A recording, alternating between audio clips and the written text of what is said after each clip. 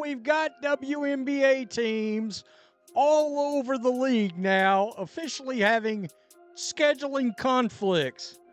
Now, in case you're wondering, well, wouldn't they know about scheduling conflicts long prior to setting their schedules and this and that and the other?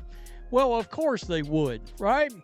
Except the scheduling conflict these teams have, what has now become, I think pretty confidently we can now say, firmly America's team, is starting to percolate out through the scheduling in all the WNBA cities, and they're making adjustments. They're making adjustments. Now, I will tell you, it's hilarious that so many of these WNBA teams, in fact, there's only been one team, and I gave them credit for it, I did, that has come out and blatantly just said it. All right? We're moving games, and we're doing it because of Caitlin Clark. The WNBA is experiencing something it has never faced before, a single rookie commanding so much attention that entire games are being uprooted and relocated. It's not just about selling an extra batch of tickets. Entire arenas are being swapped out for bigger ones, stadiums that can fit thousands more people, all because of one name. The sudden rise of Caitlin Clark has turned a once predictable league schedule upside down, sparking debates, controversies, and even some bruised egos among star veterans. How did we reach this point, and why is this development so important for the league's future? The seeds of this frenzy were planted long before Clark even took the court as a professional. Fans watched her light up the NCAA ranks, dropping staggering performances and pulling off jaw-dropping shots that left entire arenas in awe. When the Indiana Fever drafted her first overall, everyone expected she'd make waves. But nobody quite anticipated the scale of her impact. Now, entire franchises are rushing to move her games into NBA arenas that can seat 2 or 3 times the crowds, and tickets for these matches are selling at rates previously unimaginable for women's basketball. Amid this rush to accommodate Clark's legion of supporters, veteran WNBA stars, such as A.A. Wilson, reportedly feel sidelined, their long-term contributions overshadowed by the fresh excitement of a newcomer. For fans of the league, it's a dream come true to see this level of attention and hype. For the players who've toiled in half-empty gyms, it's a sign that maybe, finally, the WNBA is garnering mainstream respect and financial backing. Yet for others, there's an uncomfortable sense that the league is putting too many of its eggs in one basket. The question echoes in locker rooms and front offices alike. Is this a sign of the league growing up, or has it gone too far by granting a rookie privileges that veterans rarely got? By the end of the story, you might find yourself torn. Is it good business for the WNBA to ride the wave of Clark's unprecedented fame, or does it risk alienating the very people who've been building this league for years? One thing is certain, there's no going back. The league is at a crossroads where tradition meets transformation, and we're about to explore the twists and turns of how a single player has managed to rattle an entire system. Get ready for the inside story behind the big venue switches, the locker room tensions, and the business decisions that could redefine women's basketball for years to come. It all begins with Caitlin Clark's electrifying stint in college basketball. Even before she turned pro, her name was on the lips of basketball fans everywhere. She was a standout performer at the University of Iowa, consistently wowing spectators with long-range shooting, pinpoint passes, and a flair that made every game feel like an event. Her highlight reels became social media gold, shared thousands of times by fans, sports analysts, and even celebrities. As the chatter grew louder, a new narrative emerged. Could she be the one to finally launch the WNBA into the broader cultural spotlight? When the Indiana Fever selected Clark with the first overall pick, interest in the WNBA spiked overnight. Ticket sales for Fever games rose dramatically, and anticipation for her professional debut turned into national news. Merchandise bearing Clark's name sold out in hours, setting records for the fastest-selling jersey in WNBA history. Meanwhile, social media platforms were flooded with posts comparing her to some of the NBA's biggest sharpshooters. It was as if every conversation about women's basketball suddenly hinged on Clark, her style, her stats, and her potential to rewrite the record books. On the court, Clark wasted little time proving she belonged. In her first few outings, she showcased the same fearlessness and court vision that captivated audiences at the collegiate level. Fans crammed into smaller WNBA arenas to see if the hype was real. Soon, it became apparent that the demand to watch Clark wasn't just big, it was bigger than many facilities could handle. When her first few road games sold out, ticket scalpers made a killing reselling seats at prices that had never been seen before for a WNBA match. Sports reporters began covering Fever games on primetime segments, a rarity for women's hoops. The ripple effects were immediate and overwhelming. What truly set Clark apart, beyond her raw skill, was her dynamic presence. Off the court, she came across as humble and team-oriented, always quick to credit her teammates and coaching staff. Yet there was an undeniable spark in her media interviews that suggested she was ready for this moment, never shying away from the spotlight. Broadcasters frequently noted how comfortably she navigated interviews, press conferences, and social media interactions, an essential trait in today's sports environment, where marketability often hinges on an athlete's public persona. But success breeds complications. The fever-pitch demand for Clark's appearances didn't just impact Indiana's home games. Each WNBA city on the schedule braced itself for the influx of fans wanting to witness her in action, often overwhelming ticket portals in mere hours. Suddenly, the league that once struggled to fill seats found itself grappling with a very different problem. How do you accommodate a wave of new spectators that threatens to burst the capacity of existing arenas? This level of attention wasn't universally celebrated. While team owners and executives saw dollar signs, some skeptics wondered if this was just a temporary flash in the pan. After all, women's basketball has seen star players before. Legends like Diana Taurasi, Sue Bird, and Candace Parker often carried the league on their shoulders. Yet none had prompted multiple venue overhauls within their first season. Was it purely talent driving Clark's popularity, or had the perfect storm of social media, collegiate hype, and public appetite for a new face in sports converged at just the right time? Regardless, there was no questioning her status as the WNBA's newest, and perhaps biggest, draw. And as the crowds continued to swell, the conversation turned to whether new measures were needed to host this phenomenon. That's when the phone calls began from general managers and league officials, calls that would lead to the surprising venue shakeups. The first major clue that the WNBA was on the brink of something extraordinary came when the Phoenix Mercury announced they were relocating a home game against the Indiana Fever. Initially slated for the Footprint Center, they decided instead to move the match to the significantly larger Desert Financial Arena at Arizona State University. That switch came as a shock because these adjustments aren't trivial. Renting out a bigger arena means different scheduling logistics, higher operating costs, and a slew of fresh marketing challenges. Still, the Mercury's front office deemed the risk worthwhile. The match was nearly sold out weeks in advance. It didn't take long for other franchises to follow suit. Almost like dominoes toppling one after another, new announcements poured in. The Los Angeles Sparks shifted a match from the Walter Pyramid to the much larger Crypto.com Arena, and soon after, the Dallas Wings declared their intention to host an upcoming Fever game at the NBA's American Airlines Center.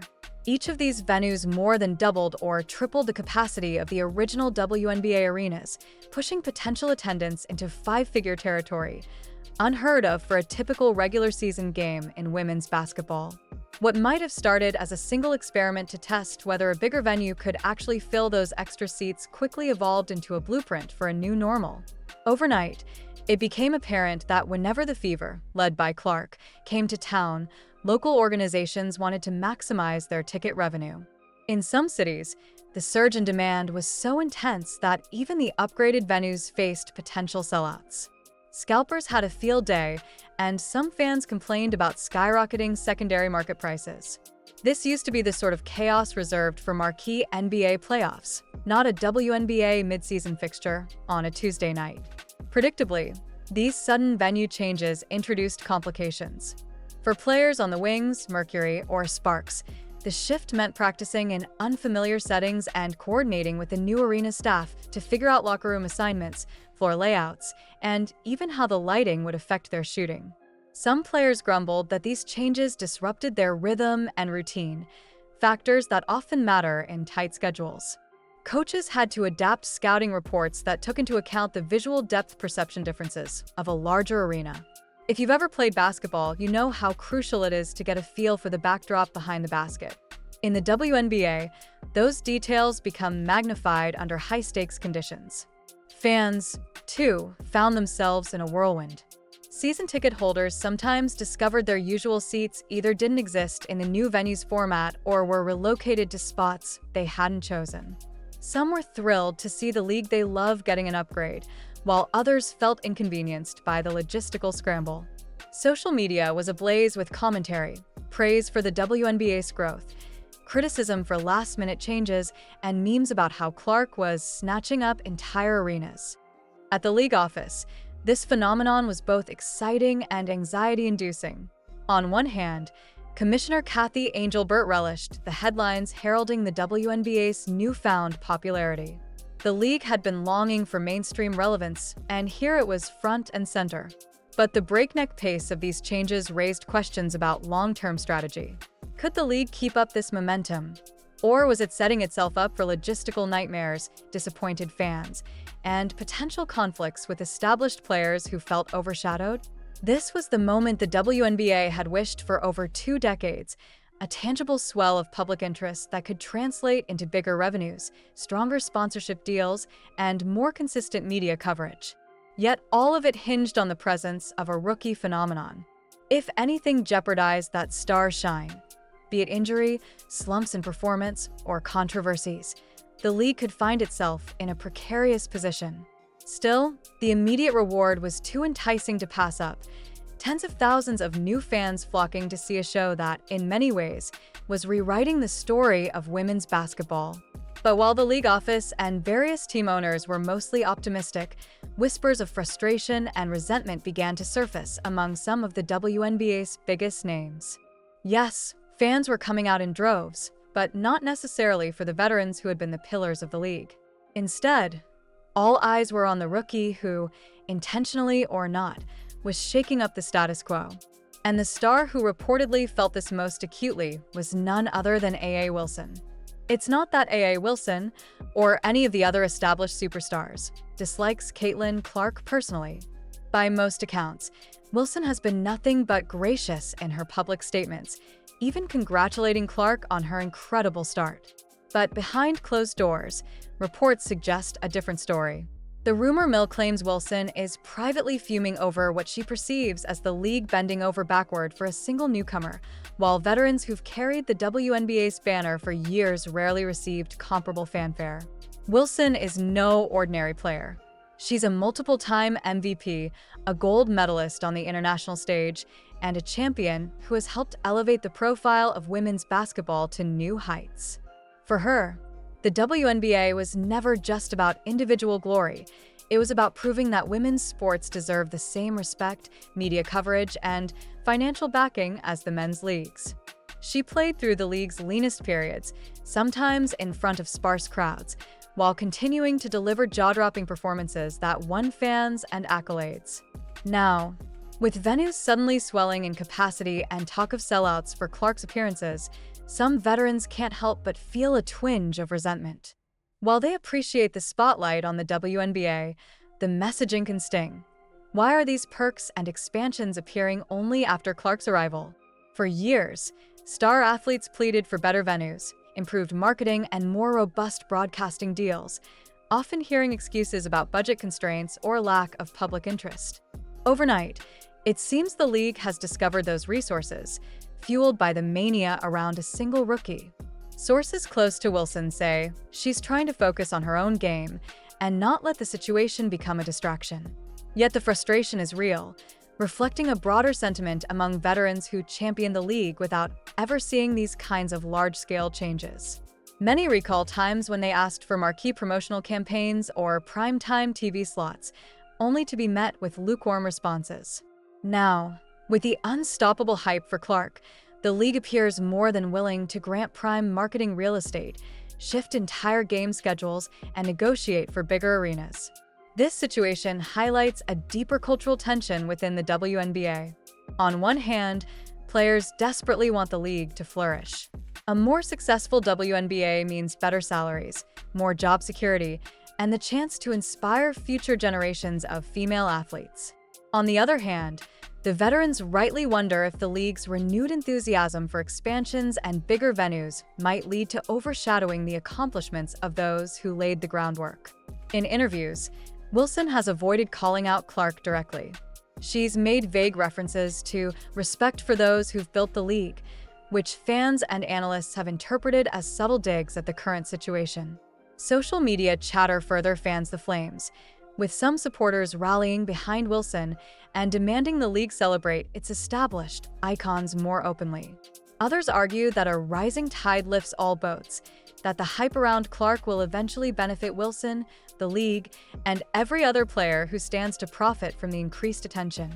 The dynamic isn't merely about one star's jealousy or disappointment. It taps into a long-standing debate about how leagues, sponsors, and media outlets allocate resources. When a fresh face arrives with mass market appeal, it can spark an influx of revenue that was never before available. But that same boom can highlight how, in the past, the organization might have been reluctant or unable to invest in better facilities and marketing for its existing talent. Of course, it's possible that the friction is being overblown by media outlets hungry for drama. The WNBA has historically been tight-knit. Many players share personal bonds and come together for social causes.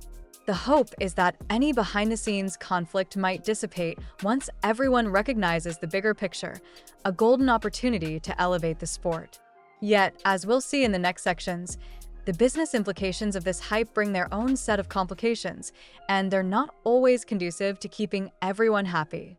Whenever there's a seismic shift in sports, money is almost always the underlying catalyst or beneficiary. In this case, the hype around Caitlin Clark has unleashed an economic windfall that WNBA teams haven't experienced before. Ticket sales for Fever Road games began skyrocketing as soon as the schedule was announced, with some seats for Clark matchups rivaling the prices one might see for a mid-tier NBA contest. Merchandise has also soared to new heights. Fans can't get enough of official WNBA gear that bears Clark's name and number, and many shops reported back orders that extended weeks beyond normal supply timelines. The sudden infusion of revenue doesn't just benefit the Fever. Every team hosting them stands to earn a sizable profit from concessions, parking, and team-branded merch. For years, some franchises operated on razor-thin margins, relying on NBA ownership or outside sponsorships to remain viable. Now, they're witnessing a phenomenon akin to a gold rush. The question becomes, how do we maximize these gains without pushing away longtime supporters or overshadowing other marketable stars? Sponsors have taken notice. Corporations that previously viewed the WNBA as a smaller investment opportunity now see it as a prime space to reach a rapidly expanding audience.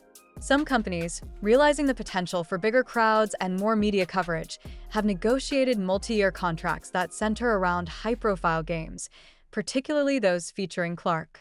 This uptick in sponsorship funds could translate into better player salaries, improved training facilities, and enhanced marketing budgets for the entire league. But there's a flip side. If the league becomes overly reliant on one player's popularity, a downturn in her performance or an unfortunate injury could stifle the momentum. The league office, led by Commissioner Kathy Angelbert, is well aware of this. Publicly, they celebrate how these new deals and larger venues represent a watershed moment. Privately, sources indicate they're concerned about how to distribute these newfound resources fairly. If the league channels too much attention and money toward boosting Clark's brand, it risks alienating the other athletes who've also grown the WNBA. Yet if it downplays Clark's star power, they might lose out on a once-in-a-generation chance to catapult the league into the mainstream consciousness. Television networks and streaming platforms have also jumped on the bandwagon. Demand for broadcasting Fever games soared after Clark's early success became national news. Subsequently, more WNBA matchups are landing on prime slots, a feat that's been years in the making. Some networks are even experimenting with additional camera angles and specialized features like miking up players to capture the heightened drama of Clark's performances.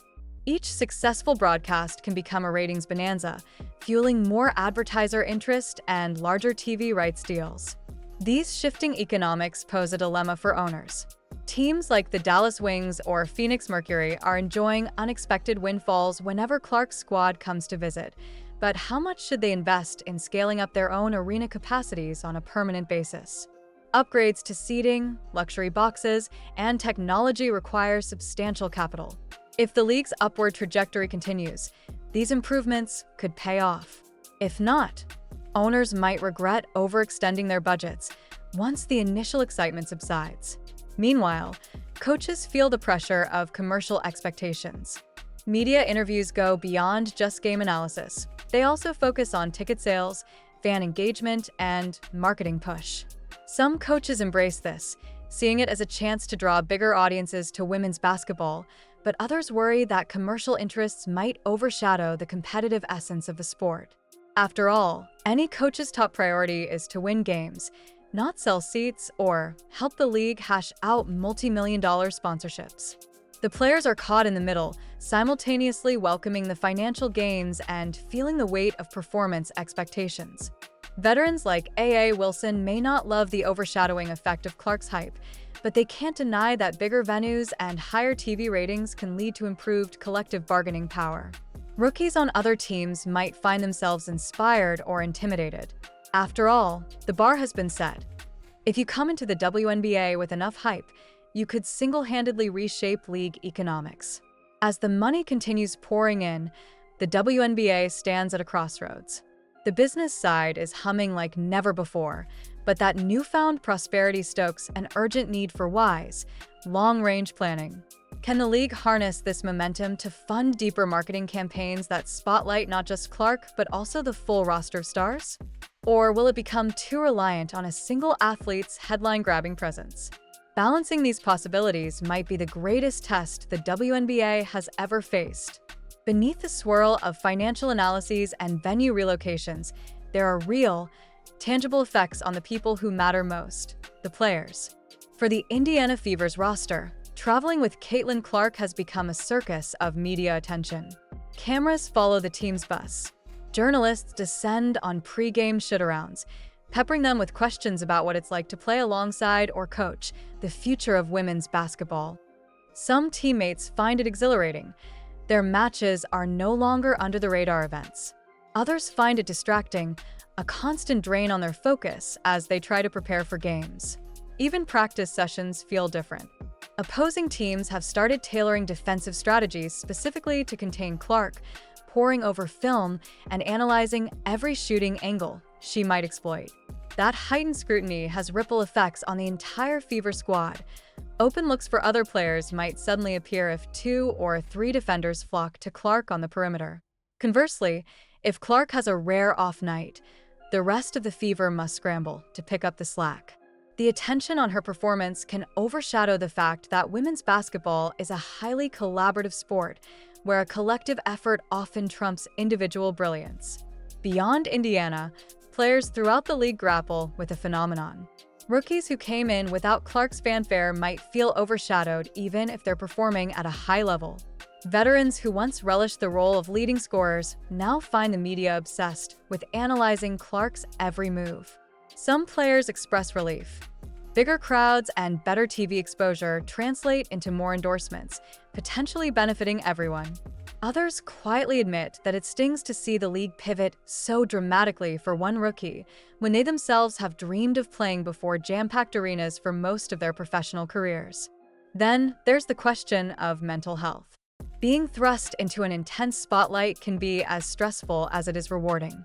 Clark, by all accounts, handles the attention with poise, but even she must feel the weight of constant scrutiny and the burden of fan expectations. Every missed shot can become headline material, every turnover a trending topic on social media. If the team loses, critics might wonder whether the hype was overblown. If the team wins, they might say it's only because of Clark, neglecting the contributions of an entire roster. Veterans like A.A. Wilson, who's made no secret about her passion for the league, might find themselves in an awkward position. On one hand, Wilson can capitalize on these bigger arenas to showcase her own dominance. On the other, she may resent the idea that fans are coming primarily to see someone else. If the marketing machine continues to favor the rookie storyline, does Wilson risk fading into the background, despite her track record as a champion and MVP? Emotional tensions like these don't always manifest in public statements, but they can simmer beneath the surface, potentially affecting on-court chemistry during high-stakes matchups. Interestingly, some players say they're thrilled just to see bigger paydays in the future. Collective bargaining agreements in professional sports often consider revenue streams, attendance figures, and media rights. If the WNBA can leverage Clark's popularity into more lucrative deals, everyone stands to profit in the long run. There's also the potential for improved training facilities, medical care, and travel arrangements, a huge win for athletes accustomed to less-than-ideal conditions. For fans dedicated to the league, the human element is what makes this story compelling. We're not just watching highlight reels or reading about ballooning ticket sales. We're witnessing how an entire community of athletes navigates a rapid shift in public perception and financial stakes. Newcomers may see it as an invitation to step up and carve out their own brand identities, while veterans might ride the wave or resist it. Either way, the league's social fabric is changing, and the emotional journey of each player adds layers of drama to every game night. And this is just the beginning. The flurry of venue changes, the financial gold rush, and the star-centric focus on Clark all point to a league in flux. Which begs the question, where does this all lead? Could we soon see WNBA teams regularly playing in NBA arenas? Will the euphoria last? Or will it fizzle if the league can't sustain the narrative? These are the questions swirling as we look toward the WNBA's future. The most obvious near-term possibility is that more franchises will proactively schedule high-profile games in larger NBA arenas. If the American Airlines Center sells out for a regular season matchup, you can bet other owners will take notice. Why keep capping attendance in smaller college venues or secondary arenas when you can bring in triple the crowd at a bigger facility? A successful transition to these larger spaces could mark a permanent shift in how the WNBA is presented, potentially matching the environment of its male counterpart in terms of scale, even if it's just for marquee games at first. Such an evolution demands new levels of corporate sponsorship and marketing campaigns.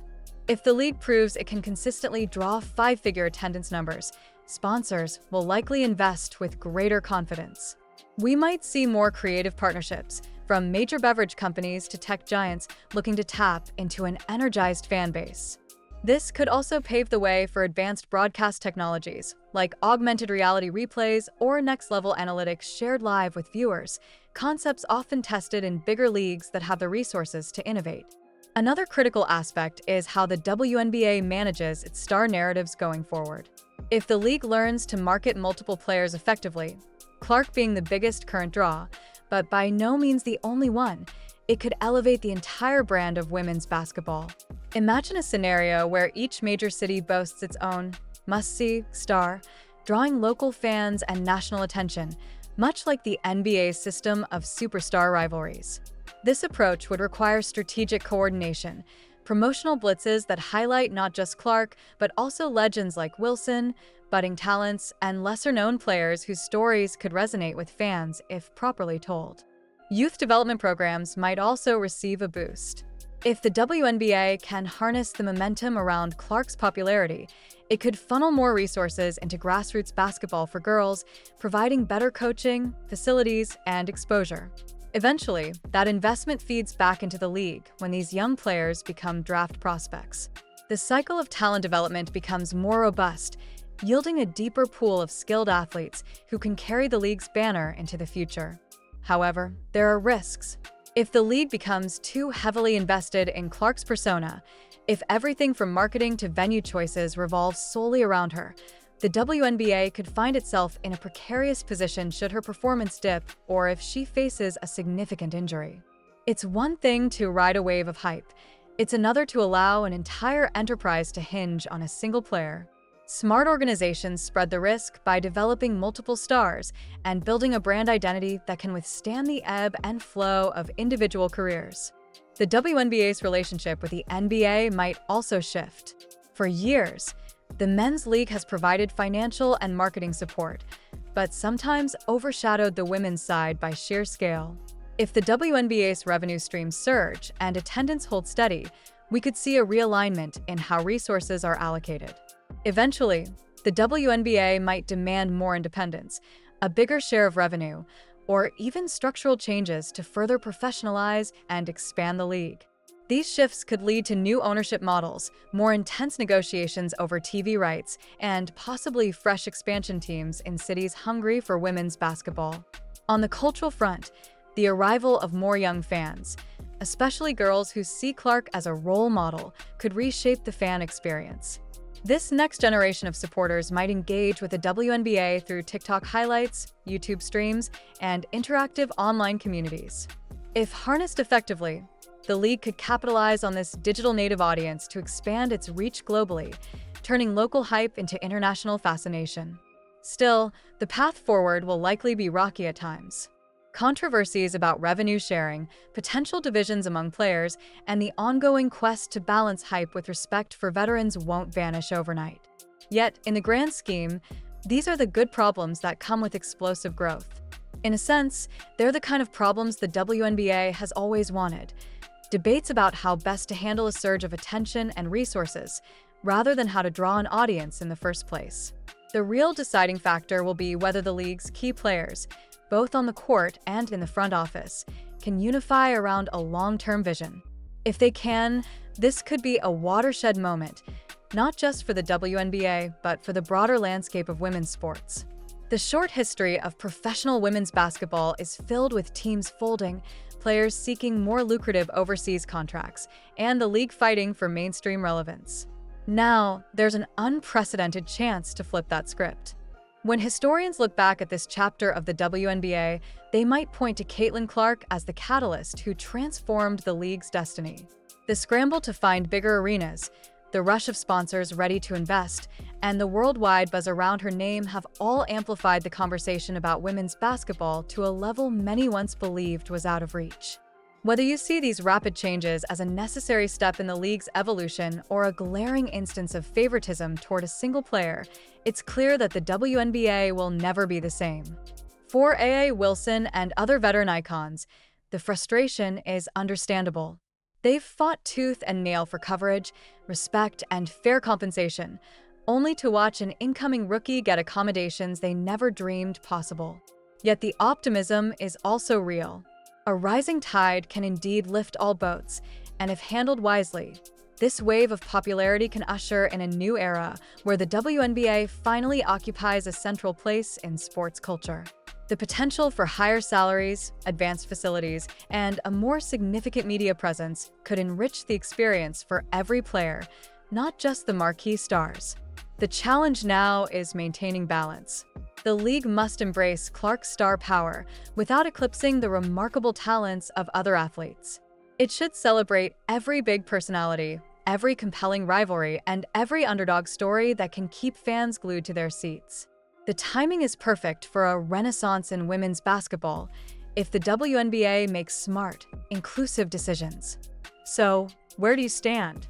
Is Clark's emergence a sign that the WNBA is finally breaking into the mainstream, or does the league risk alienating its existing fan base and top players by focusing so intently on a rookie? Sound off with your thoughts, because the debate isn't going away anytime soon. The only certainty is that we're witnessing a turning point, one that might one day be remembered as the spark that changed everything. If you're eager to keep up with all the ups and downs of this historic season, be sure to stay locked in. From A.A. Wilson's next move to the Fever's ongoing journey in newly packed arenas, each game will tell a piece of a larger story. No matter how you feel about the superstar hype, one thing's for sure. The WNBA is on the brink of a new reality, and it's a reality that promises more excitement, more drama, and perhaps the biggest leap forward the league has ever seen.